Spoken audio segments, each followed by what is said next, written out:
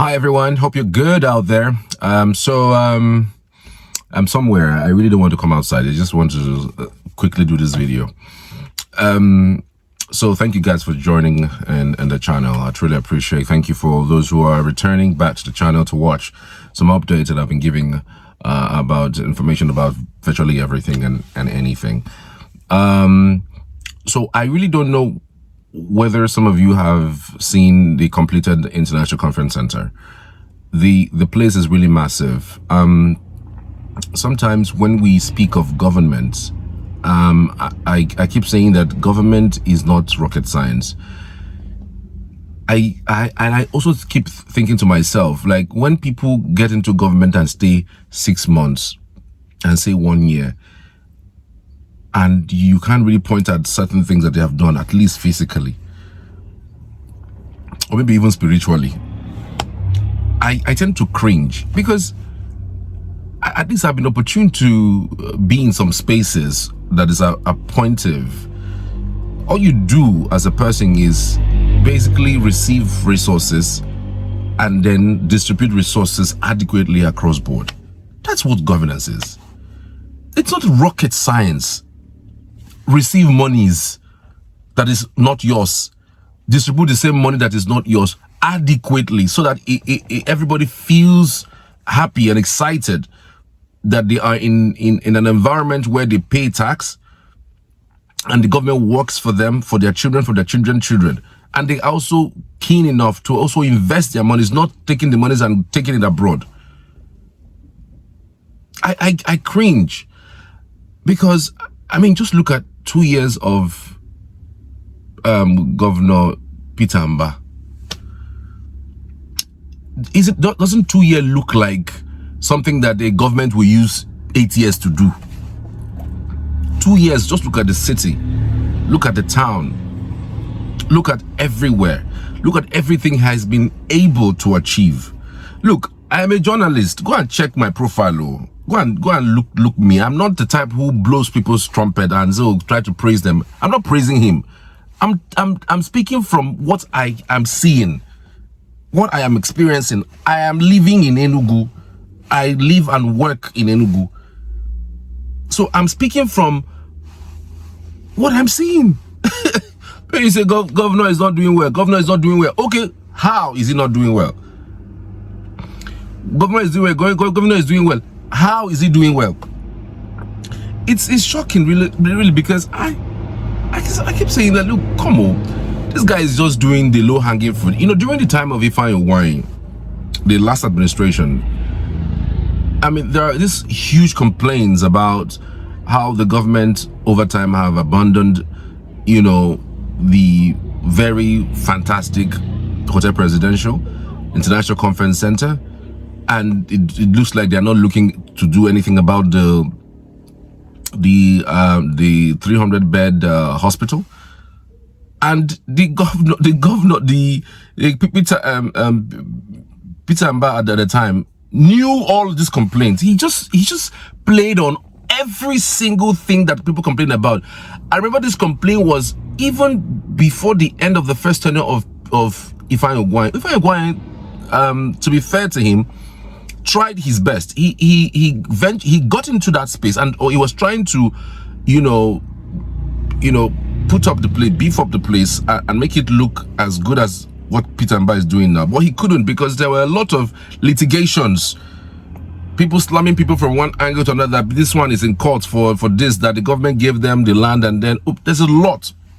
So he said to himself that he's not cut out for that nonsense. He's not cut out for that nonsense. That the private firm should take over. That's what government should do. But again, it was so sad, given that River State is still having its Hotel Presidential working, making monies and giving employment to the people of that place and paying revenue to the state government. But yet, the one in Enugu, the hub of the southeast, is not working. But to be fair to him, he tried. But there was a lot of courts brouhaha that I felt that he himself felt that he's not going to venture into that. That doesn't really care about what's going on there. Then this man came, and just look at how transformative that space has been, the Independence layout space. The International Conference Center is back on board. Do you know how absolutely phenomenal that International Conference Center, the benefit of that to the state?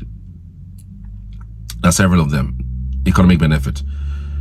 Of course, people are going to use the International Conference Center for their conferences, for their meetings, for their church crusades, for their political gatherings, for virtually everything. And then they will pay a sum to the government in order for the government to make money. The place is also going to fend for itself because it's going to pay tax to the government. In fact, I am going to even advise that the government hands over that International Conference Center to a private body to manage it. Look for markets for it. And this place would now start Enugu will now start attracting international conferences, because that place is done with an international standard. In terms of the equipment, in terms of the ambience, in terms of the environment, it has virtually everything inside. There's a mall inside. There's a playing ground inside. I hear that they're even building a hotel beside it as well. So there's virtually everything within that particular space, and it's quite commendable. Given that before now we didn't have any international conference center. I mean, everybody goes to Amadio or goes to a private hall that they rent to do some of their events. But this particular one, I also understand that beyond the bowl, the International Conference Center itself, there are also some rooms where you can also have smaller meetings, smaller conferences, for those who don't want to rent the bowl in itself. And it's shocking. I mean, he promised during the time I did the Twitter space with him. I told you I was the host of the Twitter space in December. He said that the next town hall that's going to happen in the month of May, when he clocks 2 years in office, that's next month, that is going to be holding at the International Conference Center. And truth be told, the place is complete. The place is complete. So it is unprecedented, the amount of character. I mean, the amount of strength and ability and wherewithal that has been put into that place for it to be back in a short period of time. So it's a commendable effort, and the kind of monies that will be made from that space will be unprecedented. And I hope that it's not going to be a government parastatal that manages it. I don't know. I'm thinking to myself that, like, if there can be a marketing firm that would have that place, it will be a PPP program. There's no time for now governments now. So no matter what, even if this place doesn't make money, the place will still, will still people who work there will still get paid. No, let it be a PPP program. All right, the place, as soon as you are giving the place to run, you pay something to the government. Like, let there be a private mindset of running that place. Well, the governor is a businessman, so I'm sure he knows what I'm trying to say in this sense. Because when you hand it over to a government person, the first thing they're thinking, even if I don't make money, I will still be paid. And so there's tends to be no drive for marketing the place to the public, to the world. There tends to be no drive as to trying to meet people in order to let them know that the place is ready for use.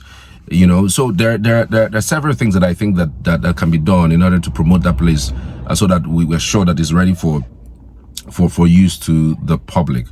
So other benefits that the International Conference Center can actually give the state is the fact that some of these government meetings, some of these government parastatals, government doesn't lose revenue to holding it in a private place, except somebody wants to just play a fast one. All of these symposiums, gatherings, at least the monies somewhat will be saved to the extent of not in any, going to a private place to host that particular event. Another way we can do it is that let's not say because International Conference Center belongs to the state government, so they can now start using it for free. No, if you are going to use International Conference Center, endeavor to make sure that you pay for it. That is the purpose of this PPP thing. If at all we're going to go that route, make sure it's paid for it. But of course, if you're going to pay for it, if for instance, rent the place is like 500,000 naira, at least if you're a government parastatal that is renting it, you pay at least maybe a 250 or a 300. Just be sure that it is business minded. The same thing that I think that should be done with the presidential hotel. It shouldn't be handed over to a government parastatal or under a commissioner for tourism or anything. It should be it should be run like a business. That way you are sure that that place is not going to die in a short period of time. You know, it is very important. I'm giving this as a way of making sure that we don't get into that trap of what happened the previous time. But I mean, look at just International Conference Center. Look at how beautiful it is. Look at how attractive it is. Look at how spacious it is. I mean, these are places. These are the things that you put out and say, look, this place can, beyond standing the test of time, can compete with any other auditorium anywhere in the world, including the one in Dubai, the one in South Africa, the one even in the United Kingdom. You know, so like I always said, that this governor has taste. Whatever he's embarking upon to do, he does it with every stench of abilities and to the taste of what he really wants. You know, so it's a commendable effort for the International Conference Center to come on board at least before the second anniversary, and it's also a commendable effort that the presidential hotel is also taking shape. But I hear that it might be completed before the 2 years anniversary in May. I also hear about the 300-bed hospital that is coming on board, that is way above 60% completion.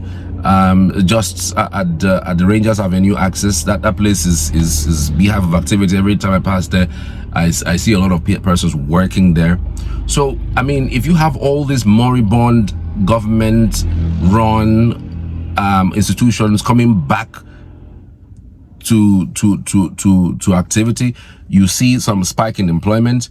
You see a level of sanity within the city. You also see a level of business activities, because again, it's about attracting people into the states. Some persons say, if I come into town, where do I host maybe 3,000 people or 1,500 people with a place that at least is covered? That it wouldn't be Okpara Square, because Okpara Square is not covered except for a part of it. But it's difficult to find any hall that can take 1,500 or 2,000 people, and when rain falls, I mean, this is rainy season now, they won't have an issue with the population. But with the International Conference Center, you can have those numbers, and the people who are coming from outside would, when they think of cities to host events, international events, they'll bring Enugu on board, because Enugu has the capacity, not just in terms of abilities for people to attend, but of course the hall that can contain such people. So part of the reasons why some of these international conferences don't come into Enugu is because they really don't think that Enugu has that, beyond the fact that they are thinking Enugu doesn't have the capacity to host people, or to come out. When they come into town, they feel that Enugu doesn't have the hall, the wherewithal, the attractive hall, to host a number of people, and so they go as far as taking the events to either Port Harcourt. So they ask people who are in Enugu to come to Port Harcourt, and maybe they go to Imo. Imo has International Conference Center. I don't know whether it's still functioning, but I don't think it is to the taste of what we see in Enugu. I mean, I have gone to International Conference Center in Imo State, and quite a very huge edifice, but not as good as this one that we're seeing. This one is stunning. It's unbelievable. And it's quite attractive. Just look at what it used to be just a few years ago, and here we are with it. So I don't know what you think about it. You can drop your comments and let me know what you think that this would benefit the state, apart from what I have stated. And of course, how you think the governor can serve the people of Enugu better. This is 2 years down the line, and there's still 2 years more. And the governor just recently also wanted to launch the airline. I'm talking about Enugu Air. When that plane landed at Enugu International Airport, it was just a huge celebration with so many persons who were saying that he was not able to do anything, that he promised that it's actually never isn't going to come to fruition. But right now, as it stands, the numbers are beginning to align, and it's also part of the tourism sector that he's trying to develop. So if you say from wherever you are in the country you want to go to Enugu State, you would actually try to take the airline so you could really feel that you are in Enugu or you are headed towards Enugu. So it was also going to be easy for people to fly into town from Lagos, Kano, Abuja. Also, I mean, and the fare will be moderate enough, not as expensive as the so-called commercial, but of course it will be as fair as possible. So it facilitates people coming into the state, because the governor believes that the more people coming to the states, the more business activity grow, and then there's revenue for the government and revenue for the state, as the case may be. So there's a huge construction going on across in Enugu State, and this is something that I have seen happen. But let me know in the comment section what you think. I'll be there waiting for it. Thank you so much for watching. Do well to subscribe to this channel. I would always love to hear from you, as always. Thank you. I appreciate it. Cheers now.